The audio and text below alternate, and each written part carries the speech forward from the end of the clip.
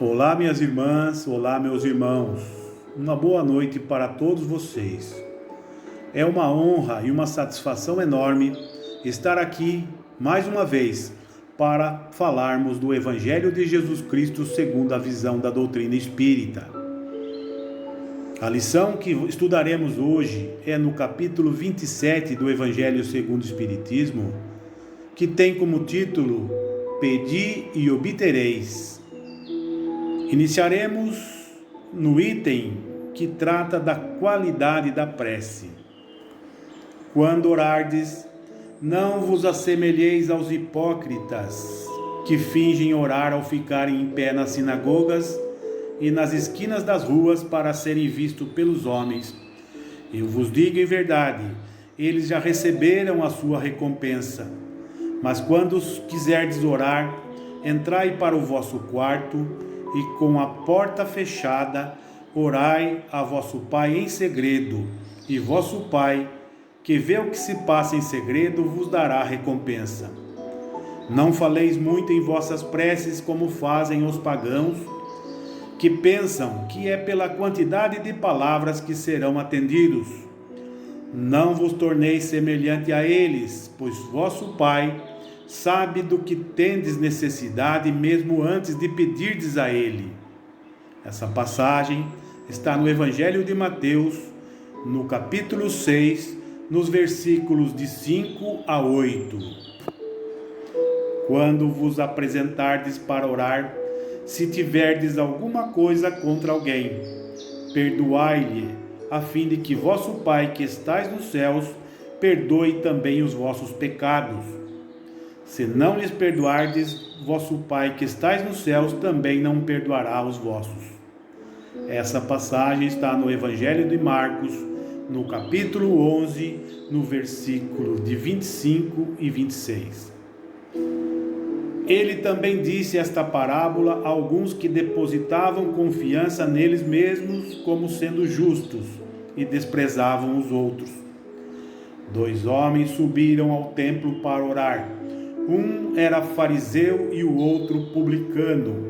O fariseu, estando de pé, orava assim para consigo mesmo: Meu Deus, eu vos rendo graças por não ser como o resto dos homens, que são ladrões, injustos e adúlteros, como é também este publicano. Jejuo 2 vezes por semana e dou o dízimo de tudo que possuo. O publicano, ao contrário, ficando distante, não ousava nem mesmo levantar os olhos para o céu, mas batia no peito ao dizer: Meu Deus, tende piedade de mim, pois sou um pecador. Eu vos declaro que este retornou à sua casa justificado, e não o outro, pois todo aquele que se eleva será rebaixado, e todo aquele que se humilha será elevado. Essa passagem está no Evangelho de Lucas, no capítulo 18, nos versículos de 9 a 14. As qualidades da prece, meus irmãos, são claramente definidas por Jesus. Quando orardes, disse ele, não vos coloqueis em evidência, mas orai em segredo. Não aparenteis orar muito, pois não é pela quantidade de palavras que sereis atendidos, mas pela sinceridade delas. Antes de orardes, se tiverdes alguma coisa contra alguém, perdoai-lhe, pois a prece não será agradável a Deus, se não vier de um coração purificado de todo sentimento contrário à caridade. Enfim, orai com humildade como publicano, e não com orgulho como fariseu. Examinai vossas faltas e não vossas qualidades. E se vos comparardes aos outros, procurai o que há de mal em vós. Eficácia da prece. Seja o que for que peçais na prece, crede que obtereis e vos será concedido. Isso está no Evangelho de Marcos, no capítulo 11, versículo 24. Existem pessoas que contestam a eficácia da prece, baseando-se no fato de que, se Deus conhece nossas necessidades, não é necessário que as revelemos. Acrescentam ainda que, como tudo se encadeia no universo por leis imutáveis e eternas, nossas preces não podem mudar as leis de Deus. Sem dúvida alguma, meus irmãos, há leis naturais e imutáveis que Deus não anulará conforme os caprichos de cada um. Mas daí se acreditar que todas as circunstâncias da vida estejam submetidas ao que se possa chamar de fatalidade, há uma grande diferença. Se fosse assim, o homem seria apenas um instrumento passivo, sem livre-arbítrio e sem iniciativa. E nesse caso, só lhe restaria curvar a cabeça aos golpes dos acontecimentos, sem procurar evitá-los. Não tentaria procurar desviar-se dos perigos. No entanto, Deus deu ao homem a razão e a inteligência para utilizar-se delas. Deu-lhe a vontade para querer, a atividade para ser ativo.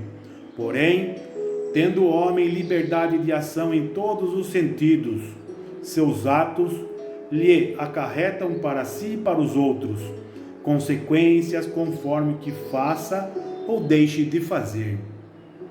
É por essa razão que certos acontecimentos acabam, obrigatoriamente, escapando ao que costumamos chamar de fatalidade, mas que em nada alteram a harmonia das leis universais, da mesma maneira que o avanço ou o retardamento dos ponteiros de um relógio não anula a lei do movimento que rege o seu mecanismo. Deus pode, portanto, atender a alguns pedidos sem alterar a imutabilidade das leis que regem o conjunto, desde que se submetam à sua soberana vontade. Não existe lógica em deduzir-se deste ensinamento. Tudo aquilo que pedirdes pela prece vos será concedido, que basta pedir para se obter. É injusto acusar a providência de não atender a todo o pedido que lhe é feito, porque ele sabe melhor do que nós o que é para o nosso bem. Assim procede um pai sábio que recusa ao seu filho as coisas que lhe seriam prejudiciais. Geralmente, o homem vê apenas o presente. Em vista disso, se o sofrimento é útil à sua felicidade futura, Deus o deixará sofrer, tal como o cirurgião deixa que o doente sofra as dores de uma operação que lhe trará a cura. Deus sempre lhe dará a coragem, a paciência, a resignação quando se dirigir a Ele com confiança, e lhe inspirará os meios de se livrar das dificuldades por si mesmo, ajudado pelas ideias que fará os bons espíritos lhe sugerir, deixando-lhe assim o mérito da ação.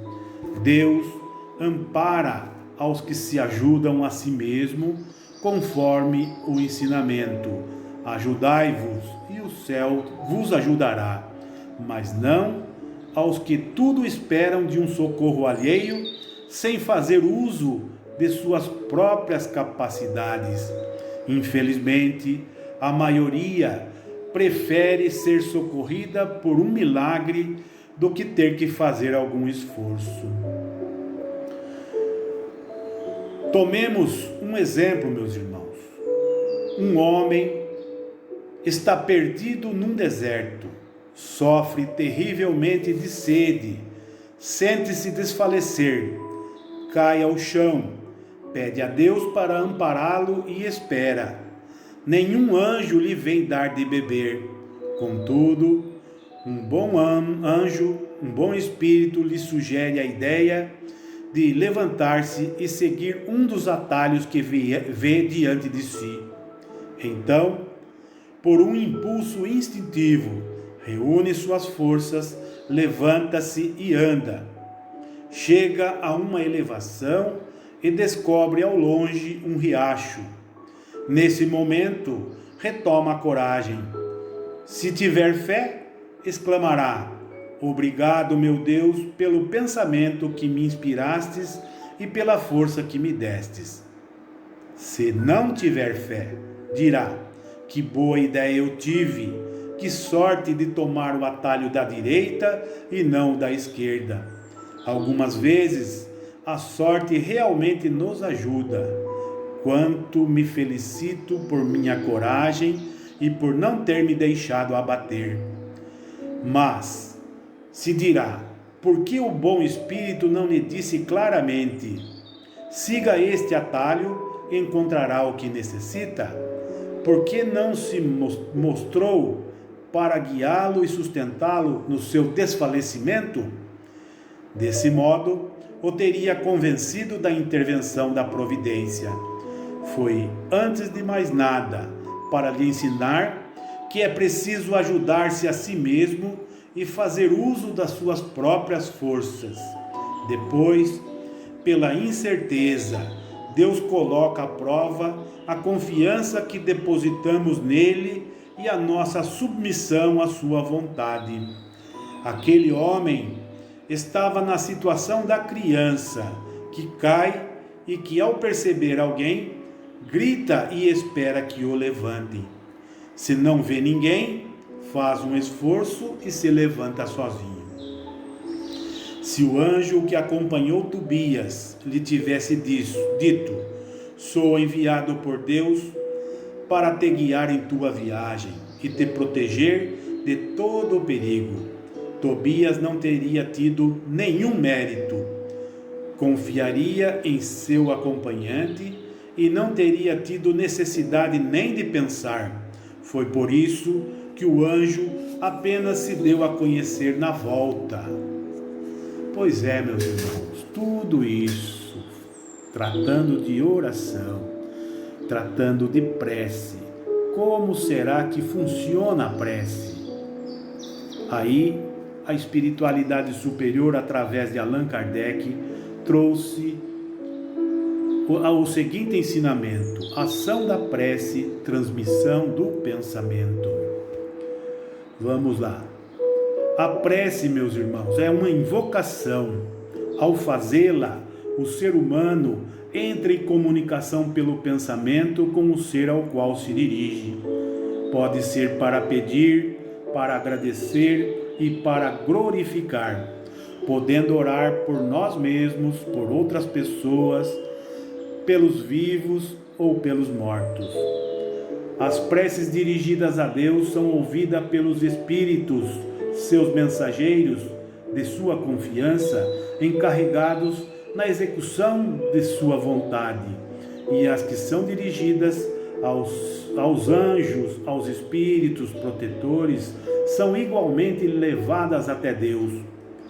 Quando oramos para outros seres que não a Deus, é somente na qualidade de intermediários que eles as recebem, pois nada pode se realizar sem a vontade divina. O Espiritismo nos faz compreender a ação da prece ao explicar o modo de transmissão do pensamento, seja quando o ser chamado atenda ao nosso apelo, seja quando o nosso pensamento chegue até ele. Para compreendermos como isso acontece, é preciso imaginar todos os seres, encarnados e desencarnados, mergulhados no fluido universal que ocupa todo o espaço, todo o universo, tal qual nos achamos envolvidos pela atmosfera aqui na Terra.